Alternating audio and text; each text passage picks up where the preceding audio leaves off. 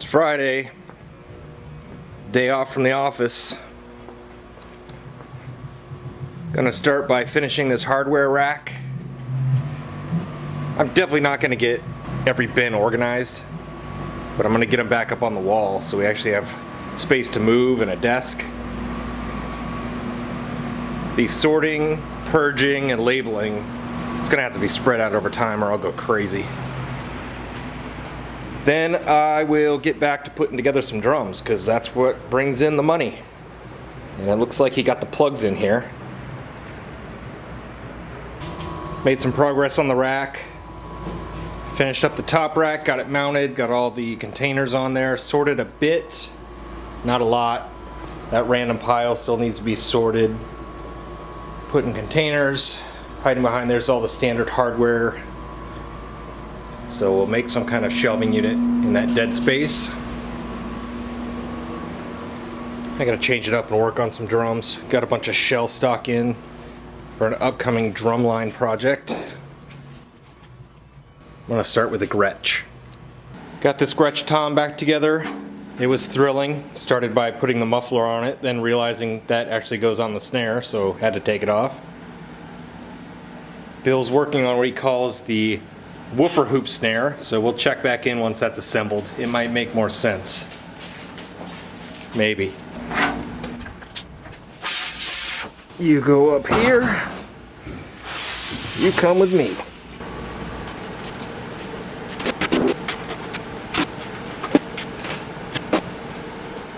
Can you tell us about that Frankenstein there? We call this a woofer hoop snare. The whole concept, something we came up with like a long time ago, like 7 or 8 years ago, when it was really popular with custom drum builders to have a woofer in front of a kick drum, like skinny, like maybe 6 or 8 inches deep mini bass drums in front of a regular kick drum, and it was just like an additional resonator to give the kick drum more body.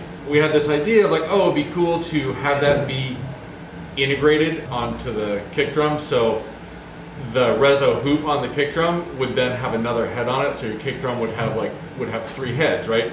So you'd have the batter head, and then the reso head, and then the hoop for the reso head was another drum shell with another reso head on front of it, and it would just give the bass drum more resonance. So we made one of those. It was pretty cool. But from there we got the idea like, oh, we could do that with the snare drum, and then the drum could have 2 sets of snares, and you get a lot more sounds, more dynamic range, and stuff like that. It seemed like a really cool idea. So a long time ago we made one of these. And if you want the actual like full rundown of how it works and what it sounds like and stuff, there's a video on the Calderwood YouTube channel where Bales took the prototype of this for a test drive, and it really illustrates the different sounds you can get out of the drum, but just kind of the quick version right now.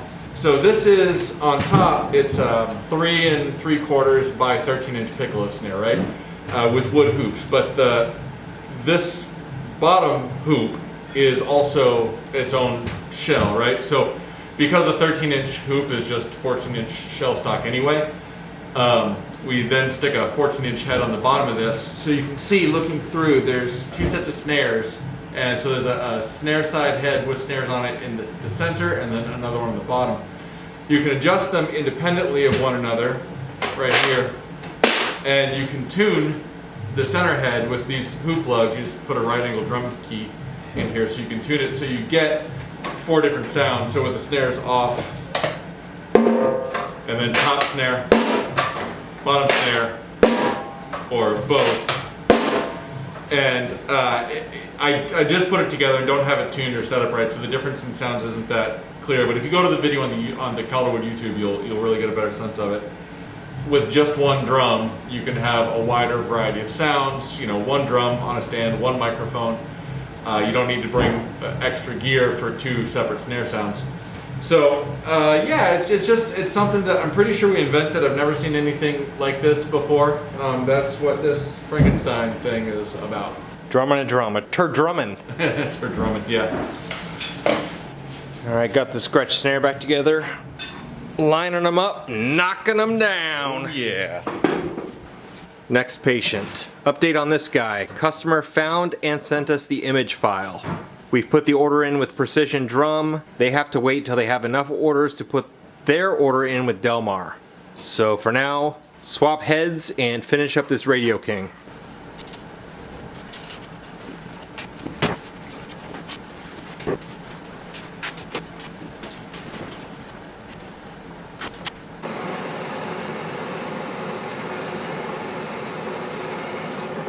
you think of that?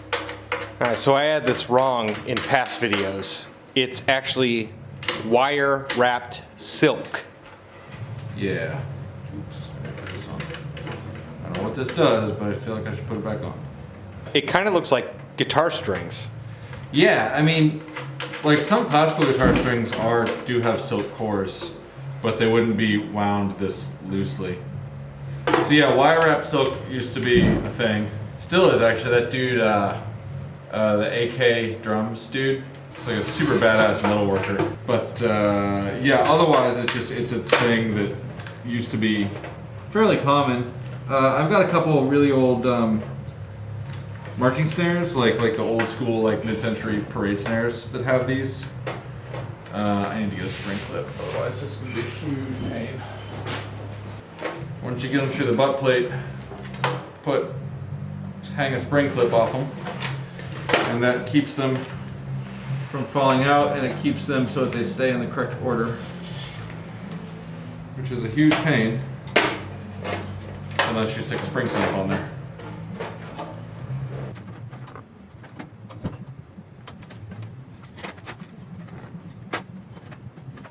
A lot easier if these weren't so crazy short. Some of us work with what we have. You know, do what you gotta do. It's becoming apparent why people don't use these. Yeah. Yeah, they're a huge big setup. Or maybe I'm just not good. My battery died during snare assembly, but this is way more meta.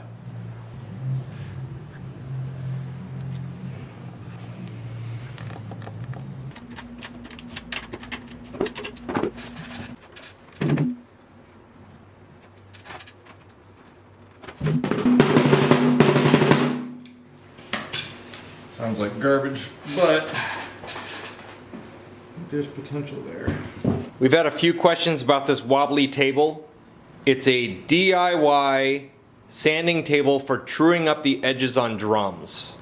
A 1/2 horsepower motor spins a pulley on a central shaft that rotates the top wooden disc. On that wooden disc is a circular tempered glass top, which Bill found on the side of the road, aka bought on Craigslist. Attached to that are the self-adhesive discs for large scale disc sanders. Why does it wobble? That's the second question. The floor's uneven and we need to secure it somewhere. We can't screw it to the metal racks because they'll just walk. We don't want to drill into the concrete slab because we don't own the place and the concrete slab's a bit iffy. The current thought is to drive 2 eye screws into studs on the exterior wall and run a ratchet strap around it. If anyone has a better idea, let us know. We've had a question about the Veneer Lift.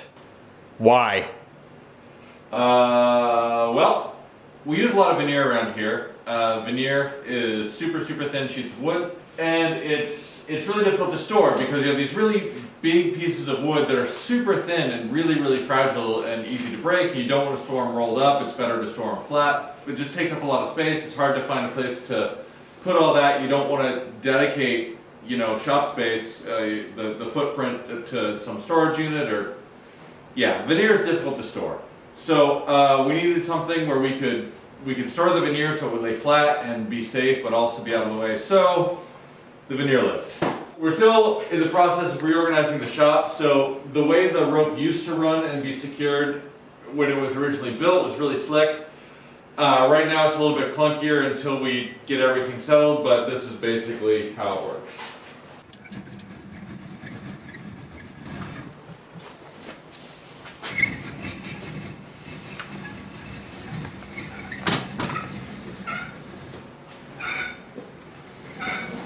Oh my.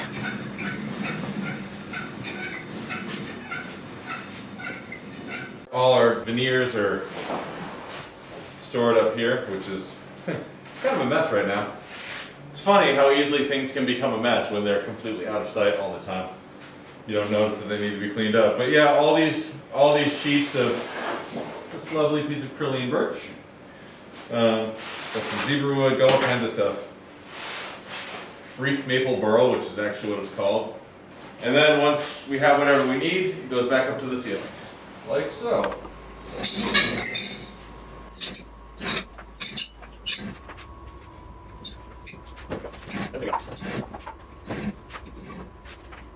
Nice. Okay, productive day. Gretsch Tom done. Gretsch Snare done. Radio King Snare done. Woofer Hoop Snare done. You did some hoops. Yep. You worked on that practice pad. Yep. Finished off the organization of the hardware, but not sorted. Got that Gretsch bass drum almost finished. Yep. Work some more on this rope drum, like floor tom rope drum conversion. Yeah, veneered those hoops that are going to go on some drums to go to Steve Weiss. Bailesman on Martha Stewart in the bathroom. That's true. Probably check that out. Who doesn't need a splash cymbal next to the toilet? Everybody needs a splash cymbal next to the toilet.